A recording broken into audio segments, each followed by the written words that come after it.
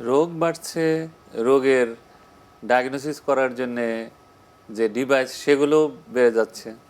আর মানুষ আগের চেয়ে অনেক এডুকেটেড, অনেক শিক্ষিত।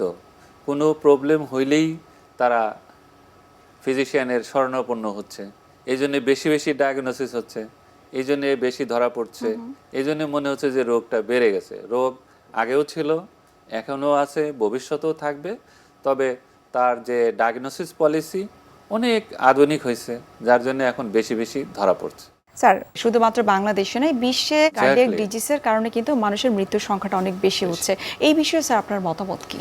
এখন যারা আমরা শহরে বাস করি তাদের কিন্তু সেই মাছও যদি খাই, সেই ফ্রিজ করা মাছ আসতেছে, কোত্থেকে আসতেছে এটার কোনো হিসাব নাই। এই জন্যে খাবারের ব্যাপারেও মানুষ সচেতন নয়, অনেক অ্যাডাল্টারেশন করছে। আগে কিন্তু মানুষের এই অ্যাডাল্টারেশনটা ছিল না, আচ্ছা, মানুষের স্ট্রেস ছিল না। এই জন্যে এই ব্যাপারে কার্ডিওভাস্কুলার ডিজিজটা বেশি হচ্ছে। এবং যার প্রেশার আছে তাকে আমরা যতই বলি আপনি রিল্যাক্সে থাকবেন, কিন্তু রাস্তায় যখন বের হয় ট্রাফিক জ্যাম, অফিসে যাইতে পারে না, অফিসে গেলে বসের বকুনি। তো সব কিছু মিলিয়ে স্ট্রেস ফ্রি থাকার কিন্তু উপায় কমে আসছে।